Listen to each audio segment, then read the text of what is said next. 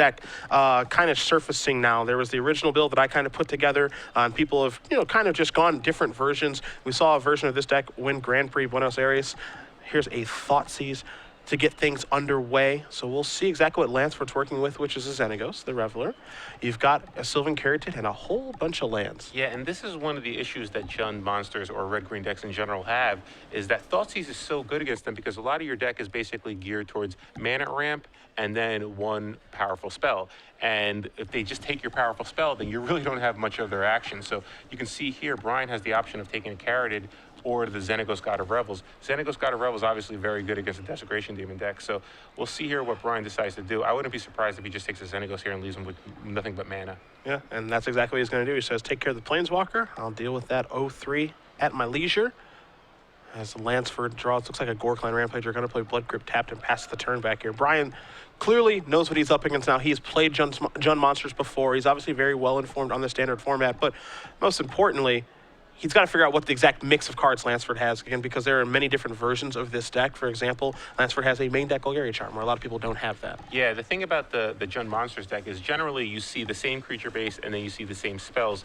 Graham is basically playing the same creature base, but he's just skimping his numbers here and there. Like, he has 2 Xenagos God of Revels, which is a card that you don't really see that often in this deck. But like you said, he has a copy of Golgari Charm, and then he mixed up his removal package. Sometimes you just see straight up Dreadbore, but he has 1 copy of Dreadbore, 1 Abrupt Decay, and then 2 Mizzium Mortars. Speaking of cards that we don't see often, Vermaz, King of Resco, is going to show up here, but Graham, with the answer, drew a Mizzium Mortars. Going to play a Forest, follow this up with a Scavenging Ooze and passing the turn back. So he uses all of his mana on his 3rd turn, slows down BBD just a little bit. So pretty good draws here from Graham. He is opening hand just all mana, and now he drew a removal spell, a Scavenging Ooze, and I think he might even have a Stormbreath Dragon in his hand. Oh.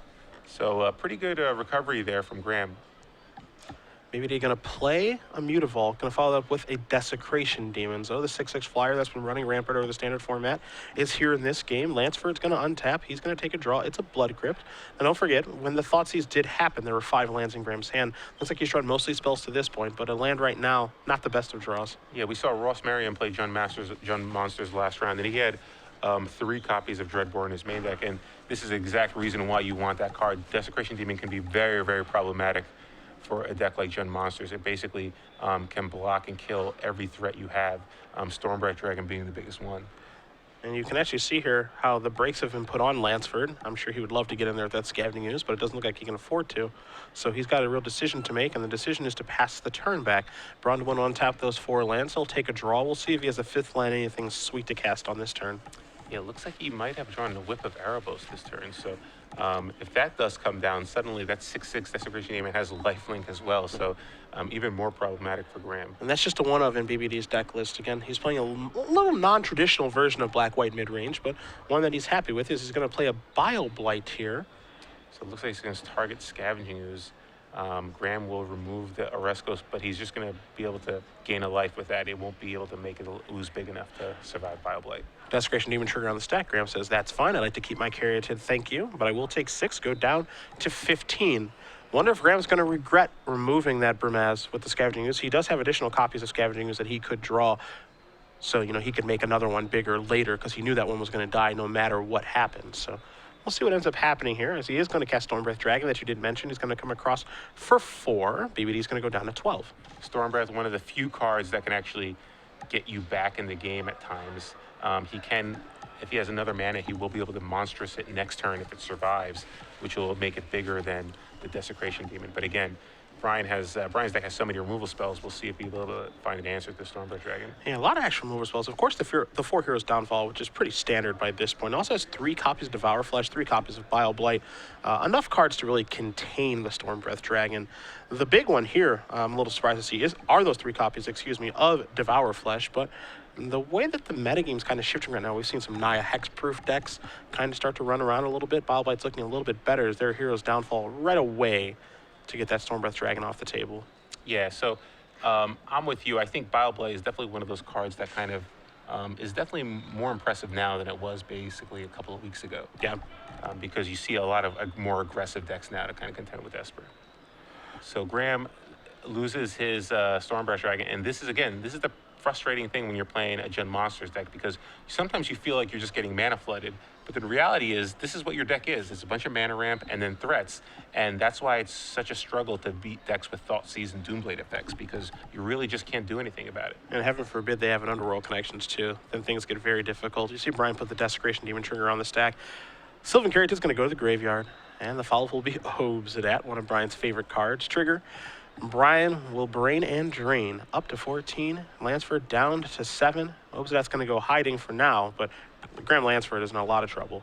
Yeah, and Brian still has that whip of variables in his hand, so he's going to be able to gain a lot of life. So Graham just can't overcome the big threats from Brian's side of the board, and Brian is able to win the first game, and getting one step closer to being 6-0 in this tournament. Yeah, pretty one-sided game there, as we're going to take a look at the sideboards here. We'll take a look at Graham's first, and since I'm familiar a little bit with the Jund Monsters deck, we'll start there.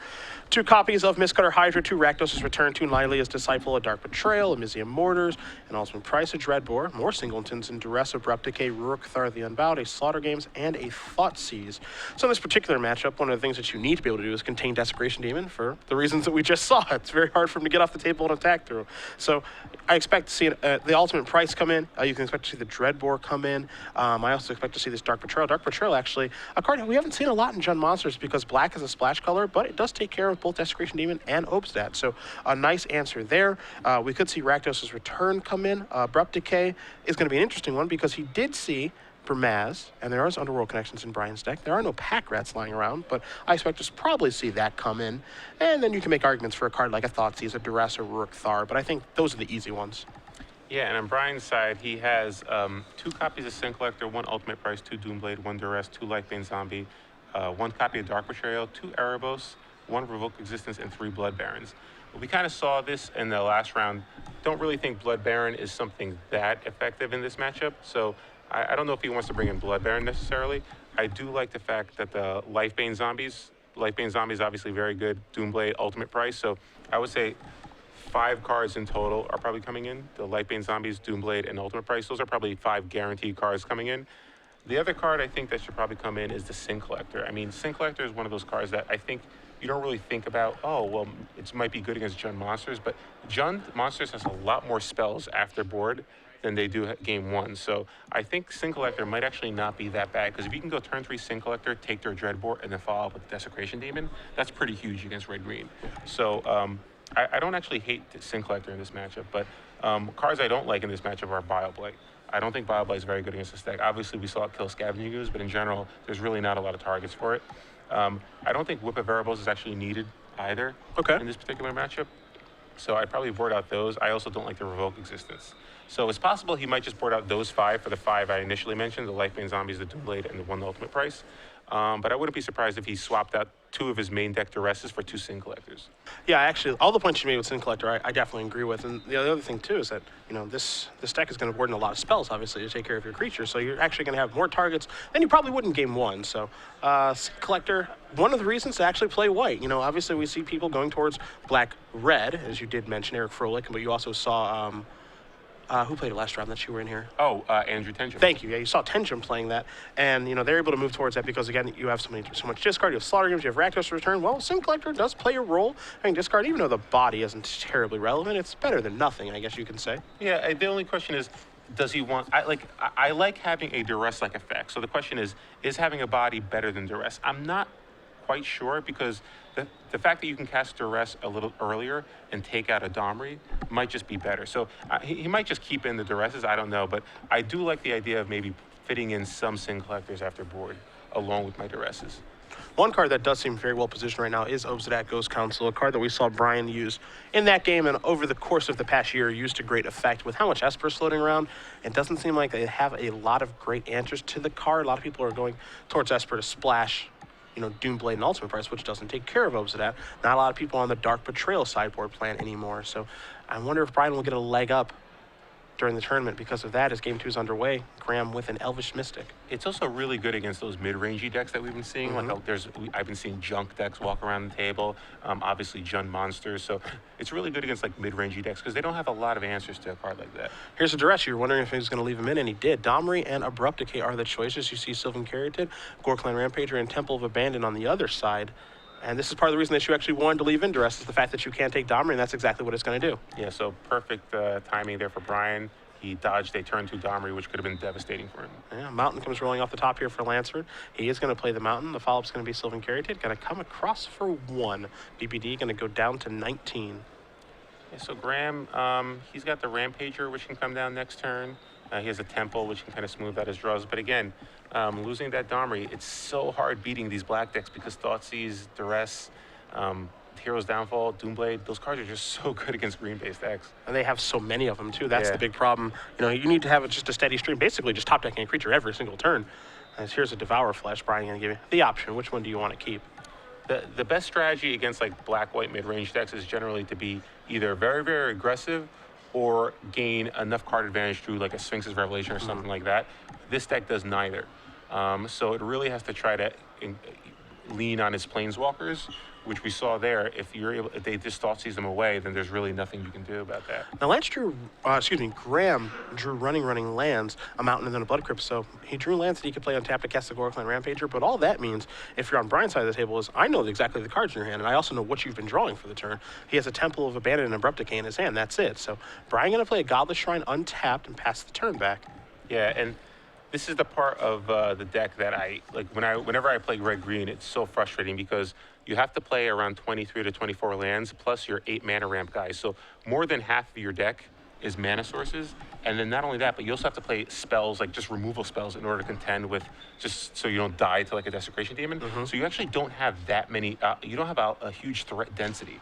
So you're really exposed to cards like Doomblade and Hero's Downfall. Especially after sideboard, where you're boarding in more spells, especially in this particular matchup. Like, as important as Domri is to this deck, after sideboard, you imagine, again, that card like Dark Betrayal, Ultimate Price, Dreadboard, Duress, Abrupt Decay, we know came in, Thoughtseize is going to come in. Those are all spells, so it's going to lower the chances that you can actually hit with your Domri.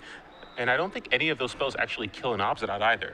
So it's really, you're really just very vulnerable to cards like that. Here's 5 mana. That's a Stormbreath Dragon there for Graham Lanceford. He's going to get in the red zone. Hero's Downfall is going to take care of that. So even though BBD's not hitting lands just yet, draws a Burmash for the turn that he can't cast, he's still doing okay because the removal spells in this deck are so powerful.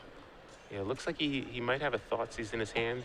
Yeah, he does have a Thoughtseize, so he's going to get rid of the last card, which is an Abrupt Decay, and he knew about that. Yep. I think now that he drew the Burmaz, he figured, all right, might as well get rid of it now. Yeah. I guess I draw a white source next turn. Lanceford will draw a card. He's just going to pass the turn back. So let's see if Brian can. Nope, he doesn't draw a land, but it is a Doomblade, so he has plenty of removal right now. And there is a Stomping Ground. Drawing plenty of land for his turn.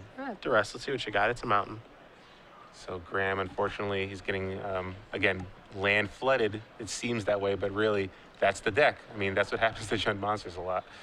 So we're going to see Desecration Demon come down for Brian. And even though Brian has been missing his land drops and things of that nature, first of all, a lot of the times we say that Mana Screw beats Mana Flood. Yeah. That's number one. But number two, it's like, okay, well, Brian is having some difficulty here finding land drops. Well, Desecration Demon, it gives him something to do, but it also is just crazy closing speed. I'm just like, well, now, Graham, you need to find something to do, or I'm just going to kill you really fast. Yeah.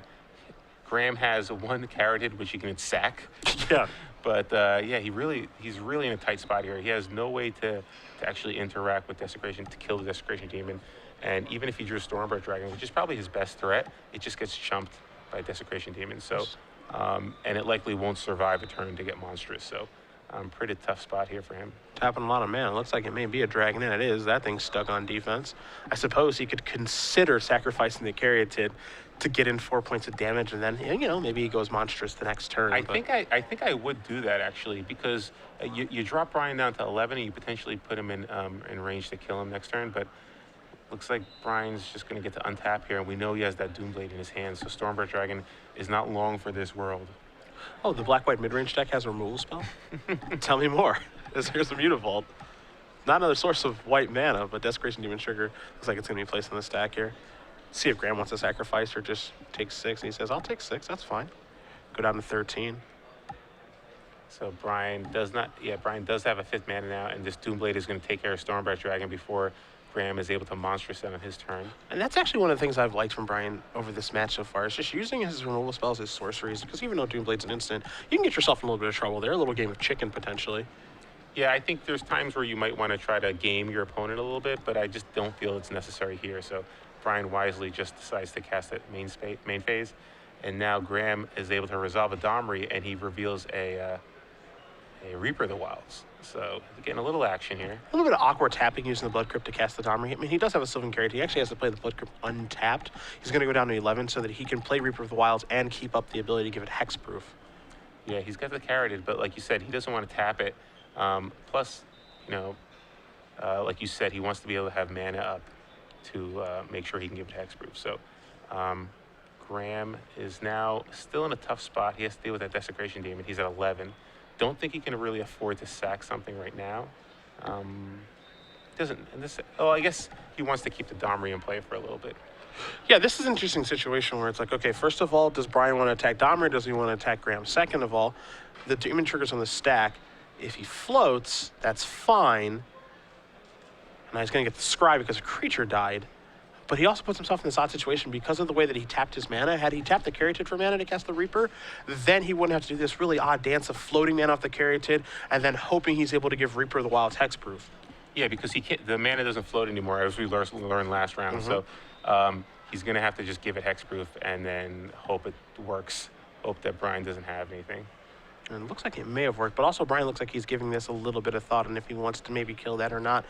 Again, we only know one card in Brian's hand right now, which is the Bramaz, which he still can't cast. He also, I believe he might have an Obzad out as well, so he can't cast that, and along with an Elspeth.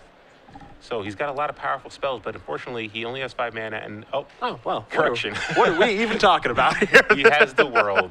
There is Obsidat. It's going to come in. It's going to gain Brian 2. It's going to drain Lance for 2. There goes Obsidat hiding. And all of a sudden, this one's looking a little tougher now for the Jund Monsters player. Yeah, so Graham still has that Domri in play. He's going to get another hit with it. Looks like he might have drawn a Scavenging Ooze for the turn, so not a bad draw there for him. It's going to give him a little life cushion and potentially give him a card that's big enough to actually fight Desecration Demon. Yeah, I mean, he might have to go through a little bit of a situation that I don't think he wants to go through, but he's really not left with a great option, which is starting by attacking with the Reaper. They're giving the Reaper Death Touch and fighting the Desecration Demon with Domri. We'll see if that's the line that he's going to take. And it looks like that may be it, because he needs to get Desecration Demon off the table, because he can't contend with that and Obsidat. It's too much. Yeah, so it looks like he does do that. Then he's going to scry with the Reaper's ability. And now he can play Scavenging Ooze. And now he can actually, I believe, with 3 mana up, he should be able to make the Scavenging Ooze a 5/5. And he's going to go doing that right now, it looks like. And he's got, as you mentioned, the 3 green mana available. So Brian's going to look at the graveyard of Lanceford. Lanceford actually is going to look at BBD's graveyard. They'll exchange a little bit of information. The big issue here, obviously, for Graham is, well, 1, that Elspeth in Brian's hand, but 2, the Obsidat doesn't have to attack.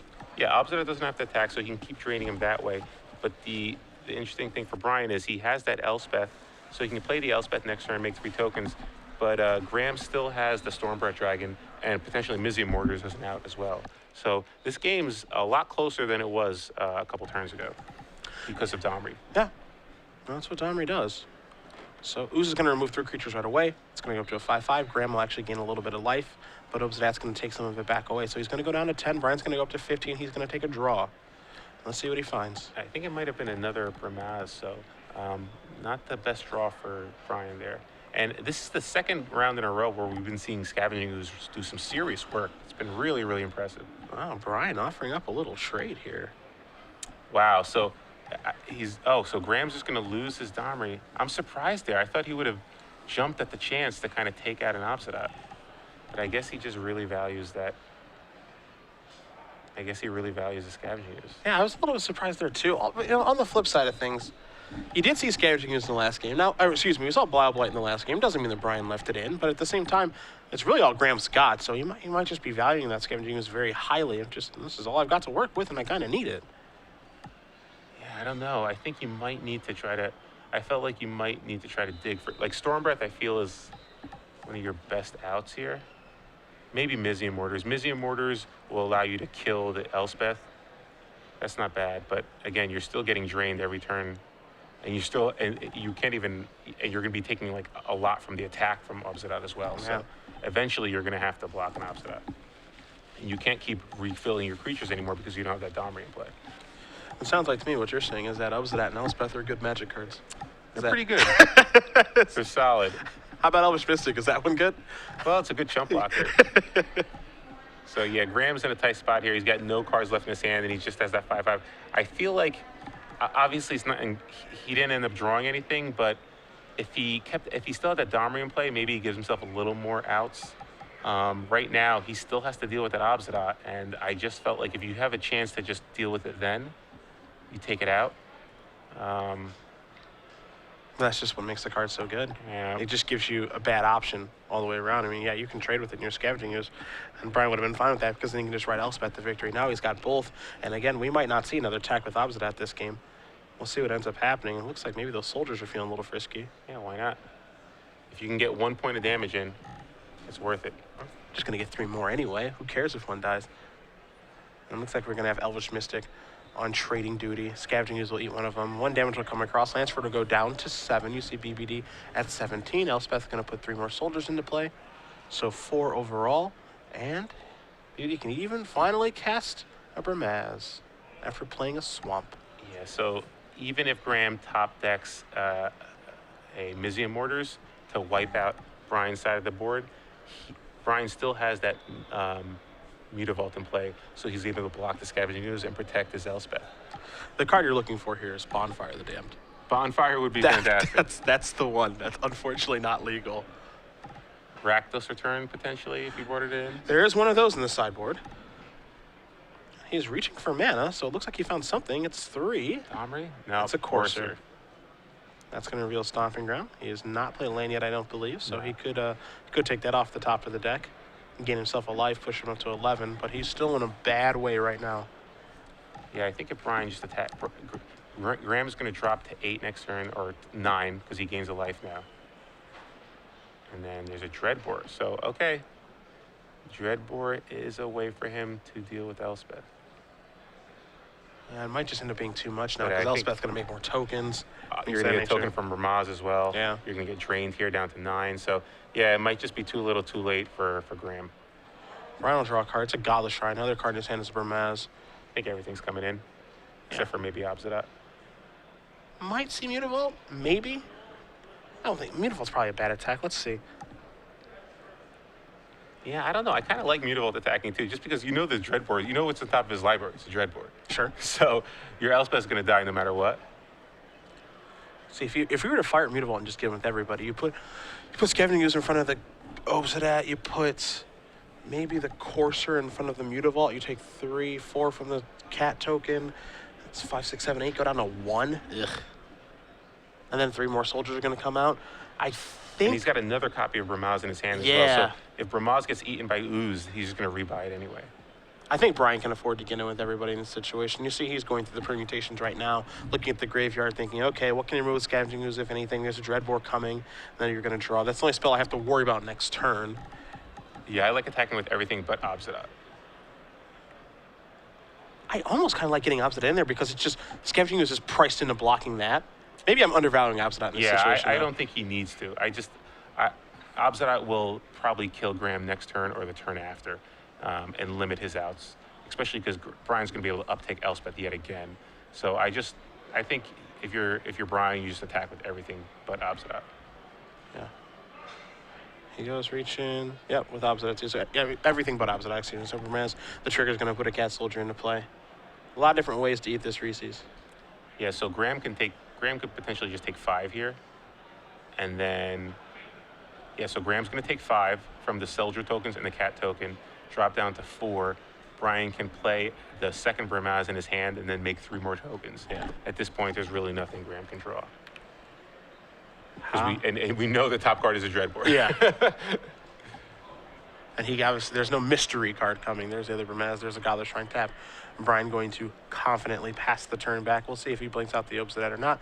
He does. Yep. So Graham is effectively at 2 life now. If there's a land on top of his library after the Dreadbore, he'll gain another life. But you see a couple of Scavenging Ooze activations, going to get rid of the Rampager and get rid of the Bramaz. So he's going to go up to 6, I believe, after those 2 activations.